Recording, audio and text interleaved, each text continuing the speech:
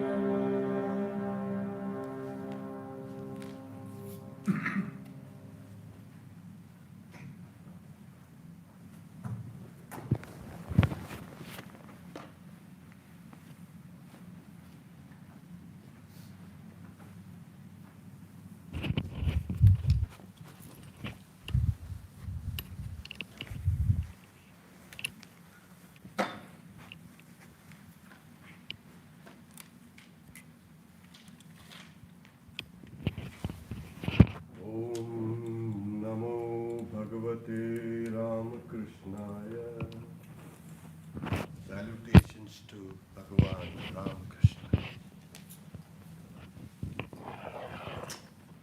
Today is the birthday of Swami Vijnanananda.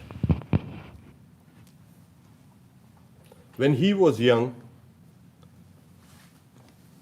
he went one day to visit the master. And the master asked him, "Can you wrestle?" And the master stood up ready to grapple with him. Sri Ramakrishna smiled, and the young boy smiled a little more because he was tall and stout and strong.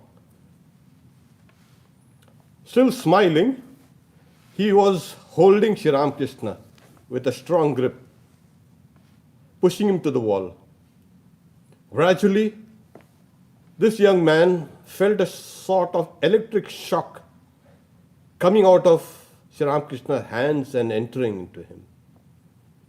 That touch made him completely helpless, losing all physical strength. He went into ecstasy. And the hair of his body stood on ends. Releasing me, the master said to him, "Well, you are the winner." With these words, he sat down on the cot. "I was speechless," says the young man. "Wave after wave of bliss engulfed my whole being," he says. I was pondering the fact that the master had not won physically, but his spiritual power had completely subdued me. And this is what we find in his whole life. The power of Sri Ramakrishna dominating his every word, thought, and actions. Sri Ramakrishna said later of Swami Vijnanananda, he wrestled with Sri Krishna in his previous incarnation. He is not an ordinary person. So it was a kind of a repeat. From his childhood, Hari Prasanna had a religious bent of mind and a passion for truth. One time, when he was about 14, his mother falsely accused him of something and began scolding him. He protested but failed to convince his mother. Then he tore off his sacred thread and said, "If I tell a lie, I am not a Brahmin." His mother, Nakuleshwari Devi, was taken aback and became afraid that some misfortune might befall the family. Strangely enough, the very next day, a cable from Afghanistan, from Quetta, brought the news of his father's death.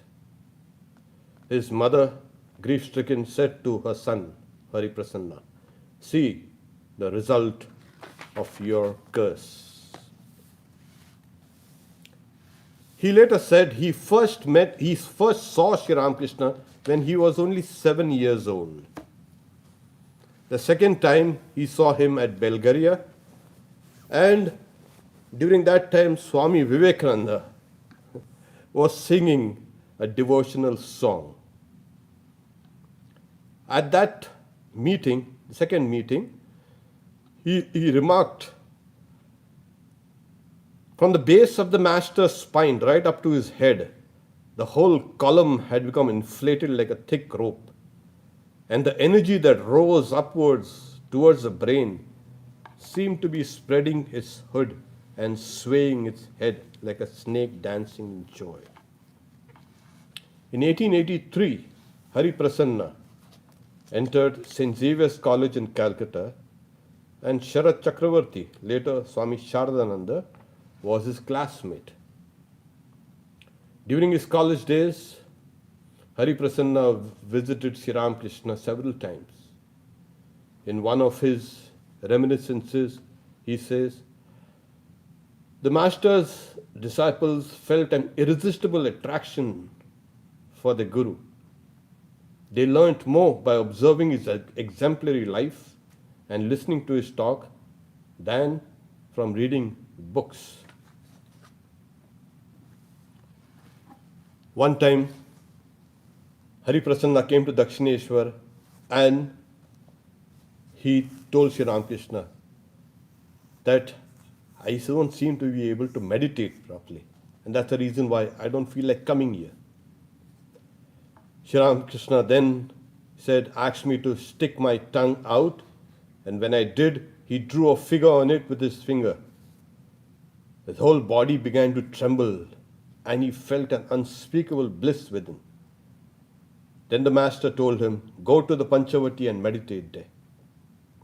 Following his instructions, the boy moved towards the Panchavati, walking with difficulty, intoxicated with joy.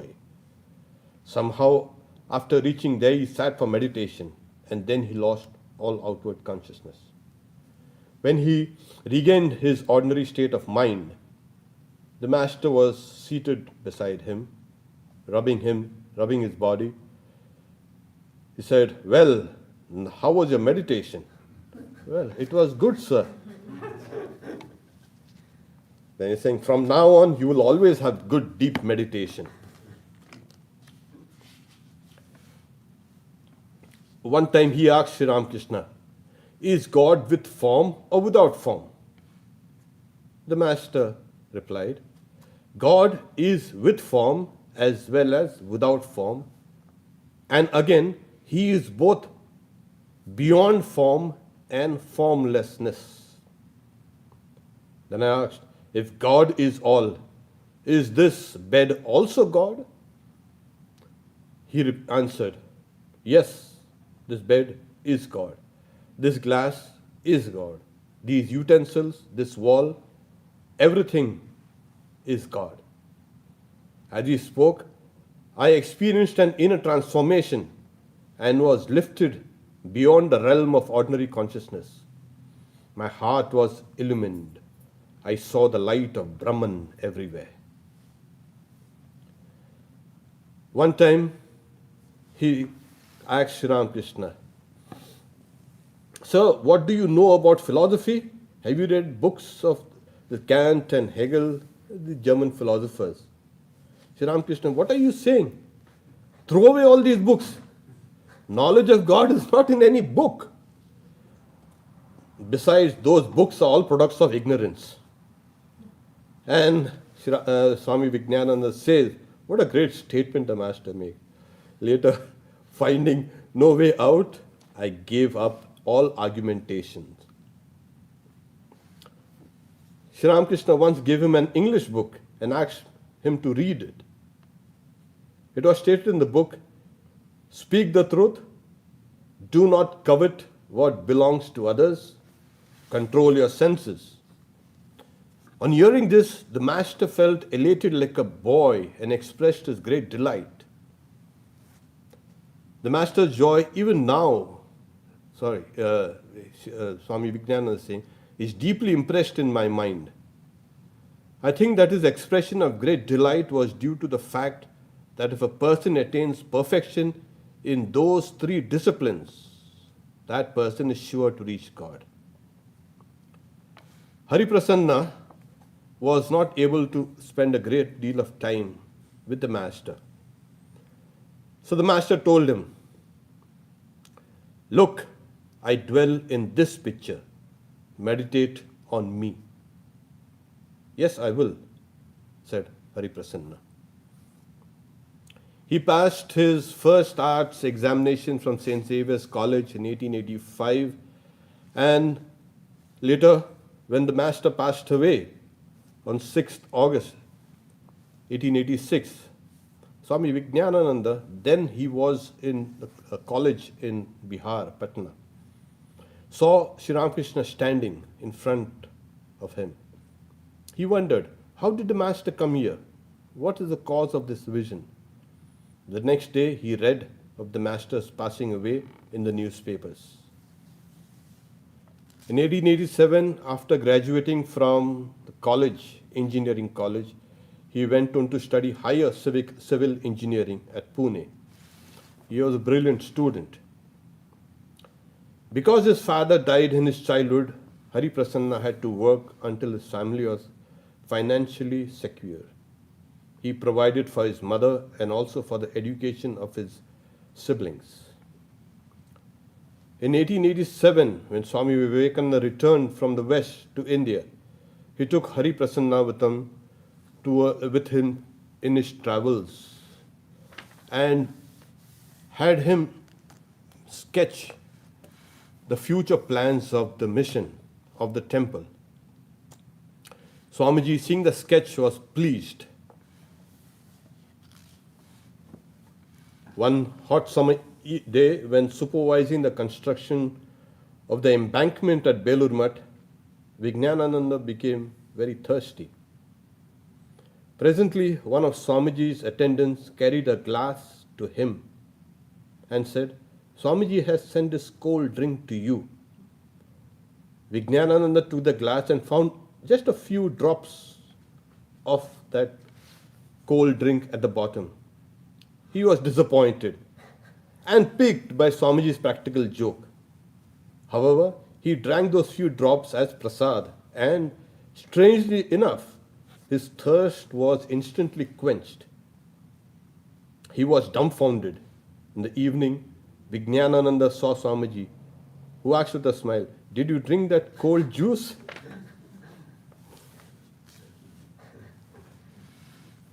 Vijnananda had a great love and respect for Holy Mother, but he seldom visited her in Calcutta. One day, he went with Swamiji to Balram's house in Calcutta while Holy Mother was staying there. Swamiji asked, patient, that is a short form of Prasanna, Hari Prasanna. Did you salute the Holy Mother? No, Swamiji, I did not, said patient. What? Go right now and bow down to the Mother.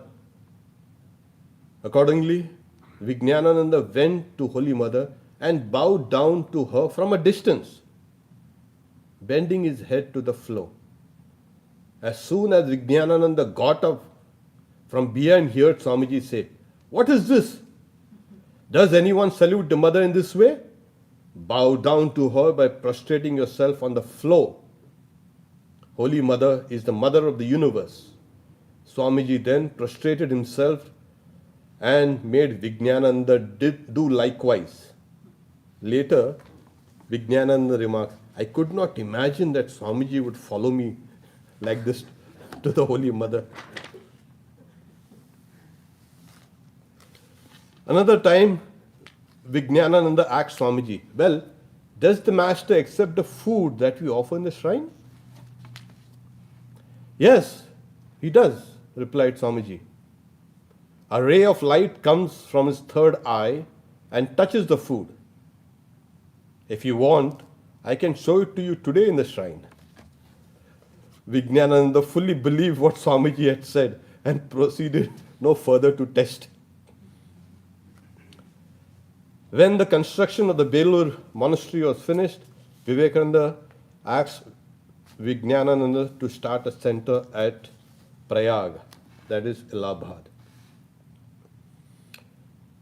He went there in 1900, and in those difficult times he had to collect water from the street supply of the municipality, cook his own meals, and wash the dishes and do all the household work. In addition, he regularly did physical exercise and practiced pranayama. He spent mornings and afternoons in worship, japa, meditation, and study in the shrine room. In the evening, the club members of the Brahmavadin would conduct a Vesper service. He also gave classes on the Gita. During his early days in Allahabad, Vijnananda would go for a bath daily in the Triveni, literally the three braids, the confluence of the three holy rivers, the Ganga, the Yamuna, and Saraswati. One time he had a vision of the goddess walking in front of him with her three braids dangling on her back. Swamiji had great affection for Vijnananda and called him the Bishop of Allahabad. As a result of his intense, one-pointed spiritual disciplines, Vijnananda had various kinds of visions and experiences. One day, Vijnananda was meditating in the shrine of the Brahmavadin club. He had a vision of Swamiji seated on the lap of Sri Ramakrishna. Vijnananda became very anxious and he wondered, why have I seen Swamiji in this way? The next day he received a cable from the monastery with the sad news of Vivekananda's passing. No one ever saw Vijnananda wasting his time by indulging in chit-chat or gossip, nor did he allow others to do the same. In his 38-year stay at Allahabad, he translated Sri Ramakrishna's life and teachings and an engineering manual. He translated Varahamira's Brihad Jataka and Surya Siddhanta, two ancient Sanskrit astrological and astronomical works, the first into English and second into Bengali, and translation of the Devi Bhagavata, Narad Panchatantra. He also began translating Valmiki's Ramayana from Sanskrit into English, but this was left unfinished. He later said, when I sit down to translate the Ramayana, I forget the world. I see Rama, Lakshmana, Sita, and Mahavirji in front of me. Vijnananda practiced severe austerities, 15 hours a day at the Brahmavadin club for years and years, decades. In 1910, he bought a house and a vacant plot of land across the road, which became the Ramakrishna Monastery. Vijnananda believed wholeheartedly that all works of the ashrama belong to God, and as the head of the center is responsible for anything and everything, even things if it goes wrong. Once a doctor had resigned from the charitable dispensary, and Vijnananda himself took up the task of dispensing medicines. Well, he started dispensing medicines by taking Sri Ramakrishna's name. And when people used to come telling them what's their problem. He said, don't tell me. Just take this medicine, take Sri Ramakrishna, man, go. And soon there was a huge crowd every day. People are getting cured and the news are spreading. So later on, when a new doctor came in, he found all the homeopathic medicine bottles all empty, including the nitric acid bottles also. The doctor asked, what did you do? Give the nitric acid? Say, I don't know. I just gave that medicine with Sri Ramakrishna's name. Since he was a civil engineer, he was always consulted regarding the construction of the Ramakrishna Mission's buildings. Once in Benares, when he was there, a horse carriage suddenly overturned with him and his leg got twisted inside a wheel. Well, he extricated himself and reached the ashram, but he had high fever and terrible headache. In the night, saying, I saw Lord Shiva with matted hair and smiling before me. I said, Oh Shiva, have you come to take me? But I cannot go now. I have to complete the master's work. Shiva didn't listen to me. Smiling, he came forward and then embraced me. Immediately, my body became as cold as ice.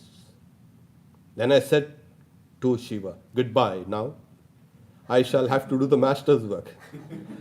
Shiva laughed and left. Strangely, in the morning, Vijnananda found that all his fever and all his pains had vanished. In Sarnath, while he was there, he felt the whole ocean of light emerging from the statue of Buddha. He said, I was beside myself in joy. I was watching that blissful glow with wonder, standing on the shore of that ocean of light. Then in the twinkling of an eye, the universe completely disappeared. And from that ocean of pure consciousness, the compassionate, loving form of Buddha appeared. What joy! Even now, while describing it, I feel that joy. Though he was reticent and loved to stay in one place, he did a lot of travels all his life, including going to Sri Lanka. Towards the end, he says, after Brahmananda passed away in 1922, Shivananda became the president. Shivananda had a stroke that paralyzed his right side, and his speech also became slurred. He says, although Shivananda could not talk, he was pleased to see Vijnananda, who went to meet him. That day, Swami Vijnananda says, Mahapurush Maharaj laid his hand on my head. His touch changed my mental attitude. He passed on to me his great desire to help people spiritually and to assume responsibility for them. I now feel that as long as I live and I have the least strength in my body, I shall do the same and give the Master's name to all. Vijnananda considered Belur Math to be genuinely a sacred place. It had been sanctified by the touch of Holy Mother and all the disciples of Sri Ramakrishna. Once the Swami remarked, Mother Annapurna is ever present in Belur Math. It is a place of mendicants, but people bring food all the time. It is the grace of the Mother that the monastery store is always full. Anyone who lives in Belur Math and practices japam and meditation intensely in solitude will attain spiritual experiences. In 1937, after Swami Akhandananda, who was the president, passed away, Vijnananda became the president of the Ramakrishna order. He had to meet all sorts of people, And while he was initiating them, one day a fashionable modern young girl came to the monastery and sat in front of Swamiji. She then posed the question, "What is your advice to us?" He said, looking at her, eat a lot, talk a lot, and quarrel a lot." The girl was embarrassed. Vijnananda had sensed her quarrelsome nature and intended for her his sharp answer. That girl later, she rectified herself. During the consecration of the Ramakrishna temple, he, on 13th March 1927, he had relaid the foundation stone, and Swamiji had promised that he will be present when this temple will be inaugurated. And he did appear. And Swami Vijnananda says, "You told me that you will watch from on high. Please see how the master is seated in the new temple." Then I vividly saw Swamiji, Rakal Maharaj, Mahapurush Maharaj, Sharat Maharaj, Hari Maharaj, Gangadhar Maharaj, and others standing on the southwest corner watching the consecration. After the while, he said, "Now my work is over. Today I am relieved of the responsibility that Swamiji had entrusted to me." He returned to Allahabad on January 16, 1938. He returned for a short while to Belur Mutt and told them, "Please arrange to have someone for your president. My failing health may not permit me to come again." When the attendants insisted that he take medicine, he saying, "I have no faith in doctors." Then the monk suggested that the Swami consult a famous physician who had treated Swami Shivananda. "Is there any doctor better than this one?" asked the Swamiji. The monk replied, "Yes, there is one, Dr. Neel Ratan Sarkar." "Is there anybody greater than this Neel Ratan Sarkar?" "No," said the monk. "He is the best doctor." Then Vijnananda says, "Yes, there is one still better. He is Sri Ramakrishna himself. I am under his care." This was his last visit to Belur Mutt. A week before he passed away, a monk suggested that Swami Vijnananda consult an Ayurvedic doctor, saying, "Ganga water is my medicine and the Lord is a physician," and waved the monk away. When people used to ask him, the visitors, "How are you?" saying, "I'm fine." But his eyes were always closed and his face was serene, as if he was in meditation. When his attendants tried to change his position, he made a little noise saying, "Ah, ah," indicating that his end was imminent. A monk put a little Ganges water into his mouth, and other monks began to chant, "Om Namo Bhagavate Ram Krishnaya," salutations to Bhagavan Ram Krishna. Vijnanananda's face beamed with joy and he passed away at 3:20 p.m. on Monday, April 25, 1938. The next day, the monks and devotees carried his body to the confluence of the Ganga and Jamuna, placed it there where he had a vision of the Divine Mother. The master had told him to meditate on his picture, and a monk had asked him, "Do you see the master even now?" Pointing to the picture of Sri Ramakrishna, Swami Vijnananda replied, "The master is there. He is always there. He is always near me. Of course, I see him whenever it is necessary. The master is guiding me." This is Sri Ramakrishna's disciple, Swami Vijnananda. Om Shanti Shanti Shanti Harihi Om Tat Sat Shri Ram Krishna Arpanamastu.